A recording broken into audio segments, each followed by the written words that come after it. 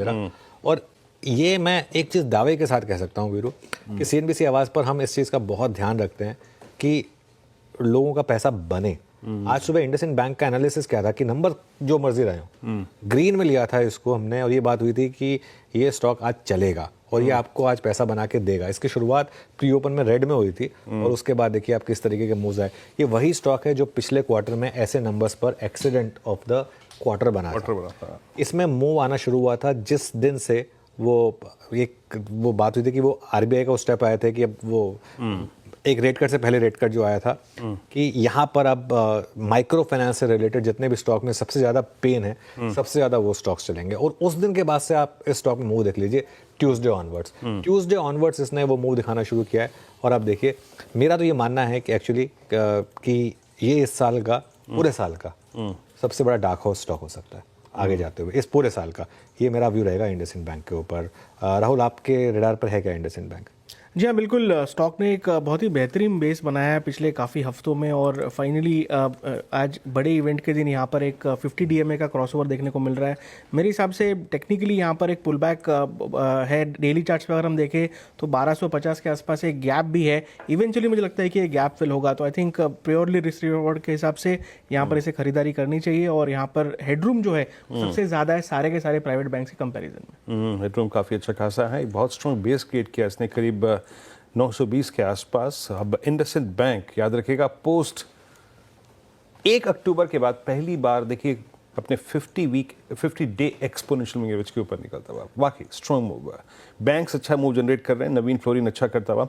अच्छा, एक बार हम जरा स्कैनिंग करते हैं थोड़ा सा FMCG की। FMCG में चलते हैं टेक पंचायत के पास। अमित जी, आपका प्रिफर्ड FMCG में स्क्रिप्ट क्या होगा? थोड़ी सी टर्बुलेंस का मैं आपको स्पेस देता हूँ, अगर 2-3% का स्कोप लेना हो आपको इर्द गिर्द का, लेकिन अगर एक ट्रेड पिक करना हो FMCG में से जो कि आप इस बजट के, जिसके जरिए आप इस बजट को खेलना चाहें, वो क्या होगा? जी विनय जी, मुझे इनफैक्ट 2 स्टॉक्स यहाँ पे काफ़ी अच्छे लग रहे हैं। One will be Hindustan Unilever.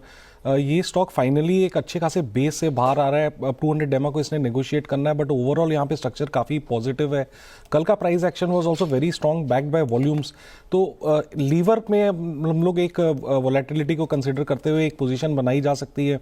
यहाँ पे मुझे अब पोजिशनल टारगेट्स लगभग नजर आ रहे हैं 2600 2650 के। स्टॉप लॉस हम रखेंगे 2425 का।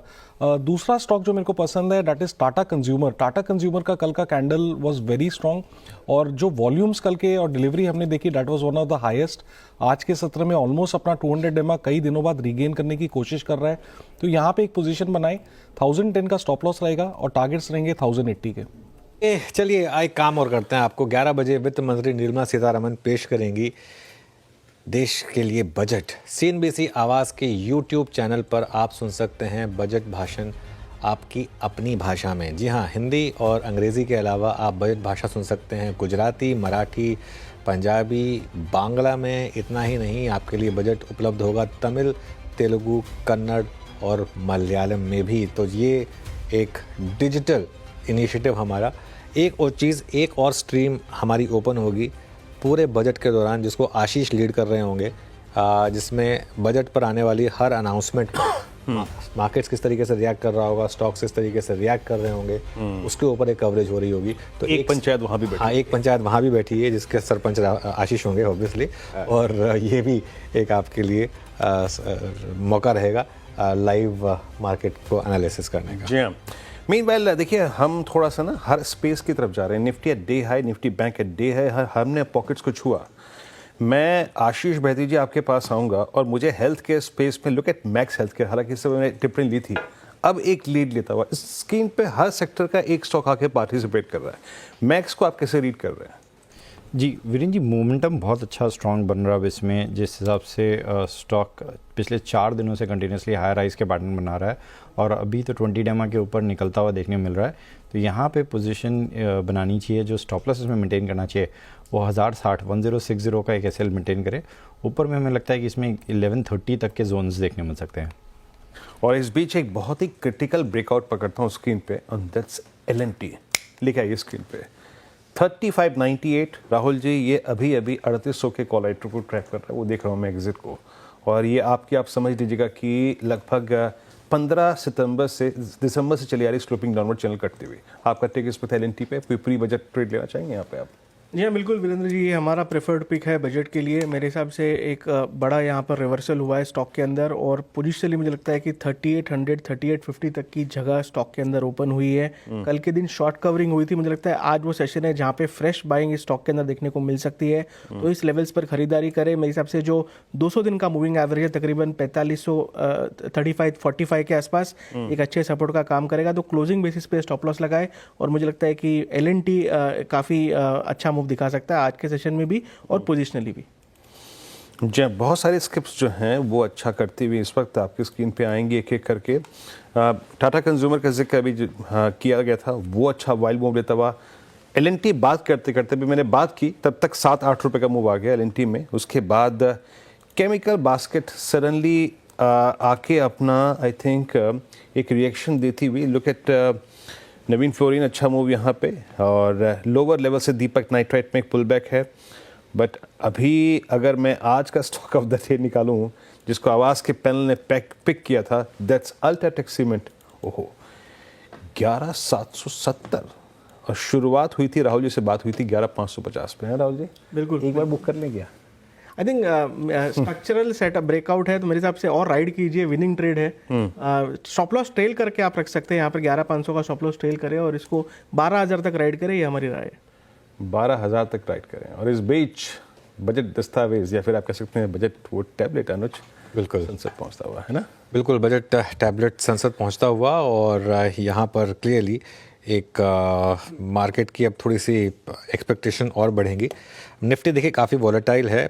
एक आध स्टॉक और देख लेते हैं, और उसके बाद हमारे कुछ देर में हमारे साथ हमारे बजट एडिटर्स वापस जुड़ेंगे।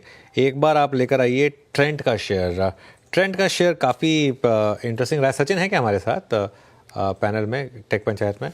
ओके, तो टेक पंचायत में आप इस समय कौन कौन है, ज़रा मुझे बता दीजिए एक बार। आशीष जी से पूछते हैं। आशीष भाई जी, ट्रेंड क्या व्यू रहेगा स्टॉक पर? जी अनुज जी, मोमेंटम स्ट्रांग बन रहा है ट्रेंड में, और जिस हिसाब से कल के कैंडल के बाद आज फॉलो थ्रू बना है वो काफ़ी स्ट्रांग है। कल भी हमने देखा इसमें 4.25% का मूव था, और अब स्टॉक वापस अपने 20 डेमा के तरफ अप्रोच करता हुआ देखने मिल रहा है। स्टॉक में ऐसे भी हमने देखा एक अच्छी खासी प्रॉफिट टेकिंग देखने मिली थी, तो बाउंस बैक स्ट्रांग आ रहा है यहाँ पर। जो स्टॉप लॉस इसमें मेंटेन करना है वो 5600 का एक एसएल मेंटेन करके खरीदारी करने की सलाह रहेगी, 6000 और 6100 तक के टारगेट्स के लिए। ओके, ट्रेंड अच्छा मूव देता हुआ, और क्या अच्छा मूव कर रहा है। और देखिए अनुज, बात करते करते इंडसइंड बैंक है ना, 1024, मतलब किसी भी चीज़ को एक जो होता है कंपैरेटिव एनालिसिस, बाकी रेस्ट ऑफ बैंक्स कहाँ खड़े हैं और ये बैंक कहाँ खड़ा है, जहाँ पे इसकी पोजीशनिंग है वो बेटर है ना। ये पता है आपको, इसकी वैल्यूएशन बताऊं आज के डेट में एसबीआई से भी कम है। मजाक नहीं कर रहा हूँ मैं। इंडसइंड बैंक की वैल्यूएशन, ये एक ऐसा स्टॉक है जिसे एक समय पे एचडीएफसी बैंक की वैल्यूएशन मिलती थी। खैर वो टाइम तो गया अब, वो तब उसकी एसेट क्वालिटी भी उस तरीके की होती थी। अब उसमें थोड़ा सा दिक्कत आई है, प्लस इन्होंने आई थिंक एक गलत एक्विजिशन किया। वो जो भारत फाइनेंशियल का एक्विजिशन था वो गलत रहा इनके लिए, काफ़ी पेन दी उस एक्विजिशन ने इनको। लेकिन वीरू, जैसा आपने बोला, बिल्कुल सही बात कही आपने कि एक होता है नंबर और एक होता है प्राइस। किस प्राइस पर वो नंबर आ रहा है, आई थिंक ये काफ़ी इंपॉर्टेंट है।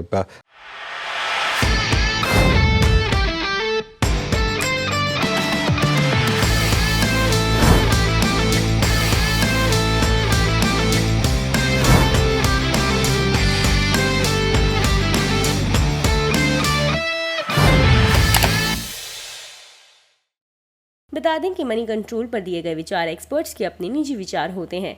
वेबसाइट या मैनेजमेंट इसके लिए उत्तरदायी नहीं है। यूजर्स को मनी कंट्रोल की सलाह है कि कोई भी निवेश निर्णय लेने से पहले सर्टिफाइड एक्सपर्ट की सलाह लें।